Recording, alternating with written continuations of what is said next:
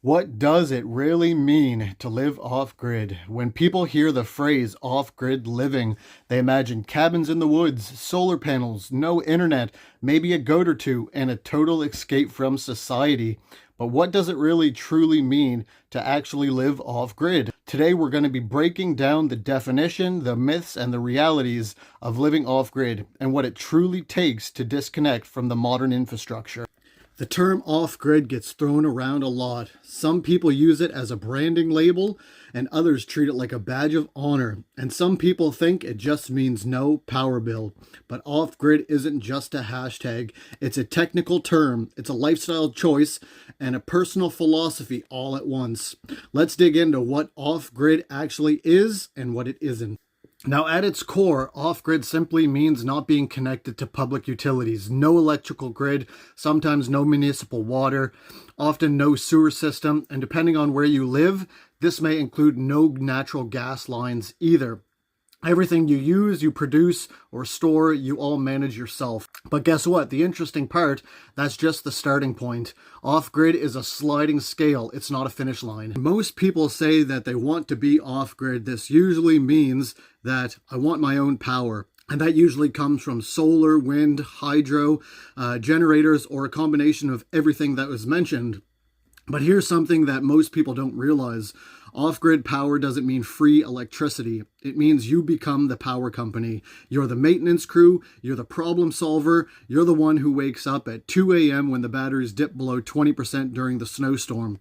Off-grid electricity gives you freedom and responsibility at the same time. Now, one of the most overlooked parts about off-grid living is water. People focus on power because it looks cool in thumbnails. Solar panels are sexy, but water, that's where off-grid really begins. Living off-grid usually includes wells, rain catchment or surface water, hand pumps, filtration systems, water storage, and running water becomes a choice, not a guarantee. If you've ever tried to manage a water system manually, you know electricity makes life so much more convenient. Water makes life possible. Can't forget about sewer and waste management as well. This is the part that most YouTube homesteaders don't like to talk about. Off-grid waste management typically involves one of these systems. It's composting toilets, septic systems, gray water design, burn pits, or mulch basins, or simply just as simple as an outhouse. It's not glamorous, but it's part of the deal. Living off-grid means every output is something you deal with, not the city. Part of off-grid and homesteading is the food. People often assume that being part of the homesteading system or the off-grid system usually means that you're growing all your food, but it definitely doesn't have to be that case. You can live off-grid and still buy groceries. You can also homestead without being off-grid. Many people combine the two of these because food independence fits the philosophy. Gardening, animals, canning, hunting, foraging, stuff like that. None of these are required, but they're common because they expand your self-reliance. So let's ask ourselves this. Is it about survival or is it about freedom? Now here's the part that most people don't talk about. Living off-grid is as much about your mindset as it is with your infrastructure. Some people go off-grid to save money, others to escape city noise. Maybe some go off-grid to live more sustainably. Some out of frustration of modern systems. Some because they crave autonomy. The real heart of off-grid living is this: choosing responsibility over convenience, choosing independence over dependence, choosing effort over passivity. It's not a total escape from society. It's just a different relationship with it. There's some common myths about living off-grid, and let's get into them. Myth number 1, off-grid means no technology. While the reality is many off-gridders rely on technology more than ever. Solar systems, inverters, satellite internet, battery banks, cell phones, charge controllers, stuff to be able to do YouTube, and the list could go on and on. Myth number 2 is off-grid means cheap living. That is definitely not the case, speaking from experience. The startup costs can be huge and maintenance never ends. And that's what keeps people from doing it, is you need an exorbitant amount of money most times to get your land and to get going into the off-grid lifestyle. Myth number 3, off-grid means isolation. But the reality is many off-grid communities are extremely social and supportive. Myth number 4, off-grid means self-sufficiency. But the reality is in that almost everybody in this situation, whether it's a homestead or being off-grid, everybody still relies on outside tools, fuel, and supplies, maybe even a trade system to keep their homestead and to keep their life moving forward. In the end, what does it all really mean when you strip away the romantic ideas, the Instagram aesthetics, and the survivalist fantasies? Living off-grid comes down to one thing: taking control of the system that modern life usually outsources. Your own power, your own water, your own waste, your own resilience. It's not about cutting yourself from the world. It's about connecting to it differently. So all in all, what does off-grid living mean? What does it mean to live off-grid? It means choosing a lifestyle where you can carry both your freedom and the burden of your own infrastructure. It means living more intentionally. It means learning skills most people never even think about. And it means that understanding the independence isn't the absence of difficulty. It's the willingness to accept it and to face it. If this kind of long-form breakdown helps you, definitely hit the like button, definitely hit the subscribe button, and ask your questions in the comment section below about anything about off-grid living that either me, myself, or other people in the community may be answered to on your part as well. I love to get into a deeper dive with it, any part that we mentioned here today. I mentioned before, I know that everybody has their own definition of off-grid, own definition of homesteading, and what it all entails.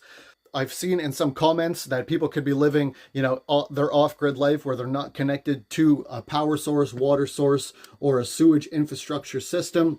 And just because they're using their cell phone or YouTube or internet or something along those lines, that they may not be considered off-grid. You see a lot of modern homesteads now that are set up just as regular houses, and they run their own power through their solar systems, through maybe a water system, a water electricity, hydroelectricity, or even wind electricity. Some people may consider that not completely off-grid. I don't think that we have to be completely living like it is the 1800s to be considered living off-grid. Our ancestors and everything didn't really have a choice when they lived that way. They didn't have the choice to have solar systems. They didn't have the choice to have power inverters and solar banks and power stations, different utilities that are available. With us being in the 21st century, we have so many more opportunities available to us in this avenue of going off-grid and being homesteaders and just wanting to live this lifestyle, that if this is part of your journey where you want to get a solar system, where you want to get a battery bank and charge controllers and stuff like that, and you have the monetary infrastructure to do that, definitely, that is absolutely amazing. And I don't think that hinders or stops you from considering you being off-grid, because like I had mentioned earlier, even though you're doing that, you're your own power company now. So as opposed to relying on somebody else for your power, you're going to do the maintenance, you're going to do the installations, and you're going to do everything yourself. So you're just replacing an external source with your own internal source. In my opinion, still is 100% off-grid. You have it on the extreme, like the cabin here. I'm not connected to any water, don't have any solar, don't have any utilities. So technically I am living like our ancestors, but that doesn't negate the fact that in the future, I still have plans to maybe get some solar, maybe connect a small little hydroelectric dam to the seasonal water so I can get some water producing electricity when the water's flowing. And that still doesn't negate me from being off-grid or having a homestead. And I think one of the biggest issues is within mankind and humanity itself is people's different definitions of things. And when you don't have the same definition of something, that you get attacked, you get belittled and called stupid and all of these things, when in reality, if we're in the same community of homesteading and being off-grid and gardening and stuff like that, it doesn't matter if you have solar, if you don't have solar, if you have running water, if you don't have running water. I think we need to start acting like a community and uplifting everybody in their own personal journeys, because just because their journey doesn't resonate with you doesn't mean that we should tear them down and make fun of them and, just be negative and nasty Nellies kind of thing to them. I think that we should be able to uplift everybody within the community and even outside the community, that we should be a positive force to everybody attaining their goals in whatever form of homesteading or being off-grid that they choose to be. I hope this video has prompted and promoted the off-grid and homesteading community in a right light, and shed some light on some situations, and just opened up some talking points. Adam back here at the Maple Monkey Homestead, and we'll see you all next time in the next episode. God bless, and we'll see you all very soon.